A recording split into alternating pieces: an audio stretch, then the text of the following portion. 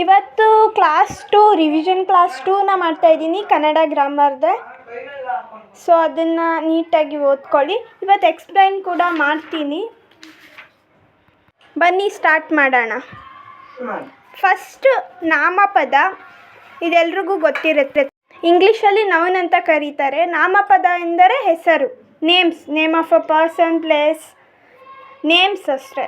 ನಾಮಪದ ಅಂದರೆ ನೆನ್ಪಿಟ್ಕೊಳ್ಳಿ, ನೇಮ್ಸ್. ಅದರಲ್ಲಿ ಎಷ್ಟೊಂದು ವಿಧ ಇದೆ. ಕೊಟ್ಟಿದ್ದಾರೆ ಇಲ್ಲಿ, ಉದಾಹರಣೆ ಕೊಟ್ಟಿದ್ದಾರೆ ನೋಡಿ. ವ್ಯಕ್ತಿಯ ಹೆಸರು, ವಸ್ತುವಿನ ಹೆಸರು, ಸ್ಥಳದ ಹೆಸರು, ಪ್ರಾಣಿ ಮತ್ತು ಪಕ್ಷಿಗಳ ಹೆಸರನ್ನು ನಾಮಪದ ಎನ್ನುತ್ತಾರೆ. ಅದರಲ್ಲಿ ನಾಮ ಪ್ರಕೃತಿ ಅಂತ ಬರುತ್ತೆ. ಹಾಗಂದರೆ ಈಗ ಫಾರ್ ಎಕ್ಸಾಂಪಲ್ ಕ್ರಿಯಾಪದದ ಮೂಲ ರೂಪ ಧಾತು ಅಂತ ಇದೆ. ಹಾಗೆ ಇಲ್ಲಿ ನಾಮಪದದ ಮೂಲ ರೂಪ ನಾಮ ಪ್ರಕೃತಿ ಅಂತ ಕರೀತಾರೆ. ಎಕ್ಸಾಂಪಲ್ ನೋಡಿ, ಸತೀಶ, ಪುಸ್ತಕ, ಕಾನಟಿ, ಹುಲಿ, ಗಿಳಿ, ಮರ, ನೆಲ, ಮಣ್ಣು, ಉಪ್ಪು, ಹೂವು, ಇದೇ ಥರ ಎಲ್ಲ ಹೆಸರುಗಳನ್ನು ನಾಮ ಪ್ರಕೃತಿ ಅಂತ ಕರೀತಾರೆ. ಅದಕ್ಕೆ ವಿಭಕ್ತಿ ಪ್ರತ್ಯಯಗಳನ್ನು ಸೇರಿಸಿದರೆ ಅದನ್ನು ನಾಮಪದ ಅಂತ ಕರೀತಾರೆ. ಫಾರ್ ಎಕ್ಸಾಂಪಲ್ ಮನೆ, ಇದು ನಾಮ ಪ್ರಕೃತಿ. ಅದಕ್ಕೆ ಹೂ ಅನ್ನೋ ವಿಭಕ್ತಿ ಪ್ರತ್ಯಯ, ಪ್ರಥಮ ಪ್ರತ್ಯಯ ಸೇರಿಸಿದ್ರೆ ಅದು ಮನೆಯೂ ಆಗುತ್ತೆ, ಅದು ನಾಮಪದ. ಹಾಗೆ ಕಲ್ಲು ಅನ್ನೋದು ನಾಮ ಪ್ರಕೃತಿ. ಅದಕ್ಕೆ ಅನ್ನೋ ವಿಭಕ್ತಿ ಪ್ರತ್ಯಯ ಸೇರಿಸಿದ್ರೆ ಅದು ಕಲ್ಲನ್ನು ಆಗುತ್ತೆ.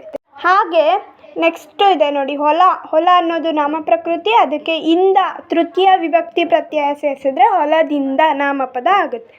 ಹಾಗೆ ನೆಲ ಅನ್ನೋದು ನಾಮ ಪ್ರಕೃತಿ. ಕೆ ಅನ್ನೋದು ವಿಭಕ್ತಿ ಪ್ರತ್ಯಯ. ಅದಕ್ಕೆ ಸೇರಿಸಿದ್ರೆ, ಕೂಡಿಸಿ ಬರೆದ್ರೆ ಅದು ನೆಲಕ್ಕೆ ಆಗುತ್ತೆ, ಅದು ನಾಮಪದ. ಲಾಸ್ಟ್ ಇದೆ ನೋಡಿ, ಶಾಲೆ, ಇದು ನಾಮ ಪ್ರಕೃತಿ. ಅದಕ್ಕೆ ವಿಭಕ್ತಿ ಪ್ರತ್ಯಯ ಅಲ್ಲಿ ಅಂತ ಸೇರಿಸ್ತಾರೆ, ಆವಾಗ ಅದು ಶಾಲೆಯಲ್ಲಿ ಆಗುತ್ತೆ, ಅದು ನಾಮಪದ. ನೆಕ್ಸ್ಟ್ ಬರೋಣ ನಾಮಪದದ ಪ್ರಕಾರಗಳು. ಇದರಲ್ಲಿ ತುಂಬ ಪ್ರಕಾರಗಳಿವೆ. ಅದರಲ್ಲಿ ಫಸ್ಟ್ ಒಂದು ವಸ್ತುವಾಚಕ. ವಸ್ತುವಾಚಕ ಅಂದರೆ ವಸ್ತುಗಳ ಹೆಸರನ್ನು ಹೇಳುವ ಪದಗಳೇ ವಸ್ತುವಾಚಕ. ಅದರಲ್ಲಿ ವಸ್ತುವಾಚಕದಲ್ಲಿ ಮತ್ತೆ 2 ಭಾಗ ಇದೆ. ಯಾವ್ದ್ಯಾವುದು? ಚೇತನ, ಅಚೇತನ. ಇನ್ನು ಒಂದು ಟೈಪು ಅಂಕಿತನಾಮ, ರೂಢನಾಮ, ಅನ್ವರ್ತಕನಾಮ. ಈ 3 ಇದೆ ವಸ್ತುವಾಚಕದಲ್ಲಿ. ಫಸ್ಟು ಚೇತನ ಅಂತಂದರೆ, ಚೇತನ ವಸ್ತುಗಳು ಅಂತಂದರೆ ಏನು? ಜೀವ ಇರುವುದು.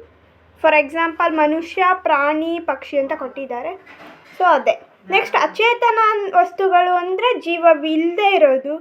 ಅದು ಎಕ್ಸಾಂಪಲ್ ನೆಲ, ಜಲ, ಹಣ್ಣು, ಕಾಯಿ, ಮನೆ, ಬೆಟ್ಟ, ಎಕ್ಸೆಟ್ರಾ. ನೆಕ್ಸ್ಟು ಅಂಕಿತನಾಮ, ರೂಢಿನಾಮ, ಅನ್ವರ್ತಕನಾಮಕ್ಕೆ ಬರೋಣ. ಫಸ್ಟ್ ಅಂಕಿತನಾಮ ಇದೆ. ಅಂಕಿತನಾಮ ಅಂದರೆ ಇಟ್ಟ ಹೆಸರುಗಳಿಗೆ ಅಂಕಿತನಾಮ ಎನ್ನುತ್ತಾರೆ ಅಂತೆ. ಅಂದರೆ ಏನು ಹೆಸರು ಇಟ್ಕೋತೀವೋ ಅದನ್ನು ಅಂಕಿತನಾಮ ಅಂತಾರೆ. ಫಾರ್ ಎಕ್ಸಾಂಪಲ್ ಕಾವೇರಿ, ನಕುಲ, ಹಿಮಾಲಯ, ಶಂಕರ, ಬೆಂಗಳೂರು ಅಂತ ಕೊಟ್ಟಿದ್ದಾರೆ. ಇದಕ್ಕಿಂತ ಇನ್ನು ಜಾಸ್ತಿ ಎಕ್ಸಾಂಪಲ್ಸ್ ಸಿಗುತ್ತೆ, ನಿಮಗೆ ಗೊತ್ತಾಗುತ್ತೆ ಅಲ್ವಾ? ಸೊ ನೀವು ನೋಡ್ಕೊಳ್ಳಿ. ಮತ್ತು ನೆಕ್ಸ್ಟು ರೂಢನಾಮ. ರೂಢನಾಮ ಅಂದರೆ ರೂಢಿಯಿಂದ ಬಂದಿರೋಂಥ ಹೆಸರು. ಫಾರ್ ಎಕ್ಸಾಂಪಲ್ ನದಿ, ಪರ್ವತ, ಮನುಷ್ಯ, ಹೆಂಗಸು, ಮರ, ದೇಶ, ಏನೇನೋ ಎಕ್ಸಾಂಪಲ್ಸ್ನ ಬರುತ್ತೆ. ನೀವು ನೋಡ್ಕೋಬೇಕು. ಇಷ್ಟೇ ಎಕ್ಸಾಂಪಲ್ಸ್ನ ಓದ್ಕೋಬಾರ್ದು. ನೀವೇ ಯೋಚನೆ ಮಾಡಿ ಎಕ್ಸಾಂಪಲ್ಸ್ನ ನೀವೇ ಹುಡ್ಕೋಬೇಕು. ಓಕೆನಾ? ನೆಕ್ಸ್ಟು ಅನ್ವರ್ತಕನಾಮ. ಅನ್ವರ್ತಕನಾಮ ಅಂದರೆ ಅರ್ಥಕ್ಕೆ ಅನುಗುಣವಾಗಿ ಬಂದ ಹೆಸರುಗಳು ಅನ್ವರ್ತಕನಾಮ. ಫಾರ್ ಎಕ್ಸಾಂಪಲ್ ಉದಾಹರಣೆಗೆ ವ್ಯಾಪಾರಿ, ವಿದ್ವಾಂಸ, ರೋಗಿ, ಕುಂಟ, ಕಿವುಡ, ಮೂಗ, ಹೆಳ, ಇನ್ನು ಮುಂತಾದ ಎಕ್ಸಾಂಪಲ್ಸ್ನ ನೀವು ನೋಡ್ಬೋದು, ಓದ್ಕೊಳ್ಳಿ. ನೆಕ್ಸ್ಟ್ ಟೈಪು ಗುಣವಾಚಕ. ಫಸ್ಟ್ ಟೈಪ್ ಯಾವುದಾಯಿತು? ವಸ್ತುವಾಚಕ. ಈಗ ಗುಣವಾಚಕ. ಗುಣವಾಚಕ ಅಂದರೆ ವಸ್ತುಗಳ ಗುಣ, ರೀತಿ, ಸ್ವಭಾವಗಳನ್ನು ಹೇಳುವ ವಿಶೇಷಣಗಳಿಗೆ ಗುಣವಾಚಕ ಎನ್ನುತ್ತಾರೆ. ಎಕ್ಸಾಂಪಲ್ ಅದು ದೊಡ್ಡದು. ಅದೇ ರೀತಿ ಇಲ್ಲಿ ಕೊಟ್ಟಿರೋ ಎಕ್ಸಾಂಪಲ್ಸ್ ನೋಡಿ. ದೊಡ್ಡ, ಚಿಕ್ಕ, ಒಳ್ಳೆಯ, ಕೆಟ್ಟದು, ಬಿಳಿದು, ಕರಿದು, ಹೊಸದು, ಹಳೆಯ, ಹಿರಿದು, ಕಿರಿದು, ಪಿರಿದು, ಎಳೆದು, ಮುಂತಾದ ಉದಾಹರಣೆಗಳನ್ನು ಕೊಡ್ಬೋದು. ನೆಕ್ಸ್ಟ್ ಬರೋಣ ಸಂಖ್ಯಾವಾಚಕ. ಇದು ನಂಬರ್ಸ್ ಅಷ್ಟೇ. 1 2 3 10 100 ಲಕ್ಷ ಎಕ್ಸೆಟ್ರಾ. ನೆಕ್ಸ್ಟ್ ಸಂಖ್ಯೆಯ ವಾಚಕ. ಇದು ನೋಡಿ, 1ನೇಯ 2ನೇಯ ನೇಯ ಅಂತ ಸೇರಿಸ್ಬೇಕು, ಅಥವಾ 5 ಈ ಥರ. ಇದು ಸಂಖ್ಯೆಯ ವಾಚಕ. ನೆಕ್ಸ್ಟ್ ಭಾವನಾಮ, ಭಾವನೆಗಳನ್ನು ಸೂಚಿಸೋದು. ಇಲ್ಲೇನು ಕೊಟ್ಟಿದ್ದಾರೆ ನೋಡೋಣ. ವಸ್ತು ಮತ್ತು ಕ್ರಿಯೆಗಳ ಭಾವವನ್ನು ತಿಳಿಸುವ ಪದಗಳೇ ಭಾವನಾಮ ಎನ್ನುತ್ತಾರೆ. ಎಕ್ಸಾಂಪಲ್: ಕೆಚ್ಚನೆಯದರ ಭಾವ ಕೆಂಪು, ಹಾಗೆ ಬಿಳಿದರ ಭಾವ ಬಿಳುಪು, ಹಾಗೆ ಹಿರಿದರ ಭಾವ ಹಿರಿಮೆ, ಮತ್ತು ನೋಡುವುದರ ಭಾವ ನೋಟ. ಈ ಥರ ಇನ್ನು ಎಕ್ಸಾಂಪಲ್ಸ್ ಕೊಡ್ಬೋದು, ಬಟ್ ಇಷ್ಟು ನಿಮಗೆ ಸಾಕು ಅನಿಸುತ್ತೆ. 10ಗೆ ಇಷ್ಟೇ ಸಾಕು. ನೆಕ್ಸ್ಟ್ ಬರೋಣ ಪರಿಮಾಣವಾಚಕ. ಇದಕ್ಕೆ ಎಕ್ಸಾಂಪಲ್ ಏನಂತ ಅಂದರೆ ಅಷ್ಟು, ಇಷ್ಟು, ಎಷ್ಟು, ಹಲವು, ಕೆಲವು, ಎನಿತು, ಅನಿತು, ಹಸು, ಇಸು, ಎಸು ಮುಂತಾದ ಎಕ್ಸಾಂಪಲ್. ಮುಂತಾದಲ್ಲ, ಇಷ್ಟೇ ಎಕ್ಸಾಂಪಲ್ಸ್ ಪರಿಮಾಣವಾಚಕ.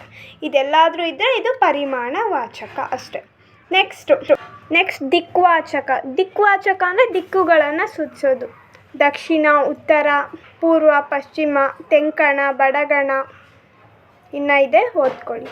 Next last type ಪ್ರಕಾರವಾಚಕ.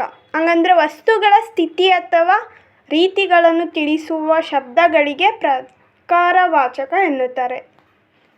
ಉದಾಹರಣೆಗೆ ಅಂತ, ಅಂತಹದು, ಇಂಥ, ಇಂತಹದು, ಇಂಥದ್ದು, ಎಂತಹ, ಎಂಥ, ಅಂಥವಳು, ಅಂಥದ್ದು, ಅಂತಹನು, ಇಂತಹನು, ಅಂತಹುದು. ನೆಕ್ಸ್ಟ್ ಸರ್ವನಾಮ, pronoun. Name of a person, place ಇರೋದು ನೌನು. ಈಗ ಪ್ರನೌನ್ ಅಂದರೆ ಇನ್ಸ್ಟೆಡ್ ಆಫ್ ನೌನ್ ಅಲ್ವಾ, ಹಾಗೆ ಕನ್ನಡದಲ್ಲಿ ಸರ್ವನಾಮ ಅಂದರೆ ನಾಮಪದಕ್ಕೆ ಬದಲಾದ ಪದಗಳು. ಅದಕ್ಕೆ ಎಕ್ಸಾಂಪಲ್ ನೋಡಿ. ಅದು, ಇದು, ಯಾವುದು, ಎಲ್ಲ, ಏನು, ಅವನು, ಇವನು, ಯಾವನು, ಅವಳು, ಇವಳು, ಯಾವಳು, ತಾನು, ತಾವು, ನೀನು, ನೀವು, ಆವುದು, ಆರು, ನಾನು, ನಾವು, ಅವರು, ಇತ್ಯಾದಿ. ಇಷ್ಟು ತುಂಬ ಇಂಪಾರ್ಟೆಂಟ್. ಇದೆಲ್ಲ ನೀವು ನೆನಪಲ್ಲಿ ಇಟ್ಕೋಬೇಕು. ನೆಕ್ಸ್ಟ್ ಬರೋಣ ಪ್ರಕಾರಗಳು. ಈ ಸರ್ವನಾಮದ ಟೈಪ್ಸ್, ಅದರಲ್ಲಿ 4 ಟೈಪ್ಸ್ ಇದೆ. 4 ಟೈಪ್ಸಲ್ಲಿ ಫಸ್ಟ್ ಒಂದು ಪುರುಷಾರ್ಥಕ ಸರ್ವನಾಮ. ಪುರುಷಾರ್ಥಕ ಸರ್ವನಾಮದಲ್ಲಿ ಉತ್ತಮ ಪುರುಷ, ಮಧ್ಯಮ ಪುರುಷ, ತೃತೀಯ ಪುರುಷ, 3 ಟೈಪ್ಸ್ ಇದೆ. ಮತ್ತೆ ಪುರುಷಾರ್ಥಕದಲ್ಲಿ ಉತ್ತಮ ಪುರುಷ ಅಂದರೆ ನಾನು, ನಾವು. ಮಧ್ಯಮ ಪುರುಷ ಅಂದರೆ ನೀನು, ನೀವು. ನೆಕ್ಸ್ಟು ತೃತೀಯ ಪುರುಷ. ಇದೇನು ತೃತೀಯ ಏನು ಕೇಳಲ್ಲ, ಅನ್ಯನೂ ಕೇಳಲ್ಲ, ಅದೇನು ಇಂಪಾರ್ಟೆಂಟ್ ಅಲ್ಲ. ನೆಕ್ಸ್ಟ್ ಪ್ರಥಮ. ಉತ್ತಮ, ಮಧ್ಯಮ, ಪ್ರಥಮ ಅಂದರೆ ಅದು, ಅವು. ಆಯಿತಾ? ಇಷ್ಟೇ ಕೇಳೋದು. ಈ ತೃತೀಯ, ಅನ್ಯ ಯಾವುದು ಓದಬೇಡಿ. ನೆಕ್ಸ್ಟ್ ಟೈಪ್ ಬರೋಣ ಪ್ರಶ್ನಾರ್ಥಕ ಸರ್ವನಾಮ. ಪ್ರಶ್ನಾರ್ಥಕ ಸರ್ವನಾಮ ಅಂದರೆ ಏನು? ನಿಮಗೆಲ್ರಿಗೂ ಗೊತ್ತಿದೆ. ಪ್ರಶ್ನಾರ್ಥಕ ಅಂದರೆ ಕ್ವೆಶ್ಚನ್ ಮಾರ್ಕ್. ಉದಾಹರಣೆಗೆ ಯಾರು, ಯಾವುದು, ಏನು, ಯಾಕೆ, ಹೇಗೆ, ಯಾವನು, ಯಾವಳು, ಯಾವಾಗ, ಎಕ್ಸೆಟ್ರಾ. ನೆಕ್ಸ್ಟ್ ಆತ್ಮಾರ್ಥಕ. ತನ್ನದ ಬಗೆಗೆ ತಿಳಿಸುವ ಪದಗಳಿಗೆ ಆತ್ಮಾರ್ಥಕ ಸರ್ವನಾಮ ಎನ್ನುತ್ತಾರೆ. ಉದಾಹರಣೆಗೆ ತಾನು, ತಾವು, ತನ್ನ, ತಮ್ಮ, ತನಗೆ, ತಮಗೆ, ತನ್ನಿಂದ, ತಮ್ಮಿಂದ, ತನಗಾಗಿ, ತಮಗಾಗಿ, ತನಗೋಸ್ಕರ, ತಮಗೋಸ್ಕರ. ಇದೆಲ್ಲ ಆತ್ಮಾರ್ಥಕ. ನೆಕ್ಸ್ಟು ನಿಷೇಧಾರ್ಥಕ. ಇದಕ್ಕೆ ಎಕ್ಸಾಂಪಲ್ ಆ, ಈ, ಅದು, ಇದು, ಅದನ್ನು, ಇದನ್ನು. ಇಲ್ಲಿ ಸೆಂಟೆನ್ಸಲ್ಲೂ ಎಕ್ಸಾಂಪಲ್ ಕೊಟ್ಟಿದ್ದಾರೆ, ಅದನ್ನು ನೀವು ನೋಡ್ಕೊಳ್ಳಿ. ನೆಕ್ಸ್ಟ್ ಬರೋಣ ವಿಭಕ್ತಿ ಪ್ರತ್ಯಯ. ಇದಂತೂ ತುಂಬ ಇಂಪಾರ್ಟೆಂಟ್, ತುಂಬ ಅಂದರೆ ತುಂಬ ಇಂಪಾರ್ಟೆಂಟು. ನಿಮಗೆ ನಾಮಪದ ಹೇಳ್ಬೇಕಾದ್ರೆ ಹೇಳಿದ್ದೆ, ನಾಮ ಪ್ರಕೃತಿಗೆ ವಿಭಕ್ತಿ ಪ್ರತ್ಯಯ ಸೇರಾಗುತ್ತೆ ಅಂತ. ಅದೇ ಇದು ಡೆಫಿನೇಷನ್ ಎಲ್ಲ ನೀವೇ ಓದ್ಕೊಳ್ಳಿ. ವಿಭಕ್ತಿ ಪ್ರತ್ಯಯಗಳಲ್ಲಿ 7 ಟೈಪ್ಸ್ ಇದೆ. ಪ್ರಥಮ, ದ್ವಿತೀಯ, ತೃತೀಯ, ಚತುರ್ಥಿ, ಪಂಚಮಿ, ಷಷ್ಠಿ, ಸಪ್ತಮಿ. ಇನ್ನೂ ಒಂದು ಸಂಬೋಧನ ಅಂತ ಇತ್ತು, ಅದು ತೆಗ್ದಾಕಿದ್ದಾರೆ ನಿಮಗೀಗ. ಹೊಸಗನ್ನಡದಲ್ಲಿ ವಿಭಕ್ತಿ ಪ್ರತ್ಯಯ ಅಂದರೆ ಪ್ರಥಮವು ದ್ವಿತೀಯ ಅನ್ನು ತೃತೀಯ-ಇಂದ, ಚತುರ್ಥಿ ಕೆ ಗೆ, ಪಂಚಮಿ ದೆಸೆಯಿಂದ, ಷಷ್ಠಿ ಅ, ಸಪ್ತಮಿ ಅಲ್ಲಿ. ಸಂಬೋಧನ ಎ ಅಂತ ಬರುತ್ತೆ, ಅದೇನು ಬೇಡ. ಸೊ ಇಷ್ಟು. ಅದೇ ಹಳೆಗನ್ನಡದಲ್ಲಿ ಪ್ರಥಮ ದ್ವಿತೀಯ ತೃತೀಯ ಇಂ ಇಂದ ಮಿಂದೆ ತೃತೀಯದಲ್ಲಿ, ಚತುರ್ಥಿ ಕೆ ಗೆ ಹೀಗೆ. ಪಂಚಮಿ ದೆಸೆಯಿಂದ ಇತ್ತು ಹೊಸಗನ್ನಡದಲ್ಲಿ. ಬಟ್ ಹಳೆಗನ್ನಡದಲ್ಲಿ ಅತ್ತಣಿಂ, ಅತ್ತಣಿಂದಂ, ಅತ್ತಣಿಂದೆ. ಷಷ್ಠಿ ಅ, ಸಪ್ತಮಿ ಓಳ್. ಇದ್ರದ್ದು ಕಾರಕಾರ್ಥಗಳು ಕೂಡ ಓದ್ಕೋಬೇಕು. ಕಾರಕಾರ್ಥದಲ್ಲಿ ಕರ್ತೃ, ಕರ್ಮ, ಕರ್ತಾರ್ಥ, ಕರ್ಮಾರ್ಥ, ಕರಣಾರ್ಥ ಈ ಥರ ಇದೆಯಲ್ಲ. ಪ್ರಥಮ ಅಂದರೆ ಕರ್ತಾರ್ಥ, ದ್ವಿತೀಯ ಕರ್ಮಾರ್ಥ, ತೃತೀಯ ಕರಣಾರ್ಥ, ಚತುರ್ಥಿ ಸಂಪ್ರದಾನ, ಪಂಚಮಿ ಅಪಾದಾನ, ಷಷ್ಠಿ ಸಂಬಂಧ, ಸಪ್ತಮಿ ಅಧಿಕರಣ. ಇಷ್ಟೇ. ನೆಕ್ಸ್ಟು ವಿಡಿಯೋನಲ್ಲಿ ನಾನು ಕನ್ನಡ ಸಂಧಿ ಹಾಕ್ತೀನಿ.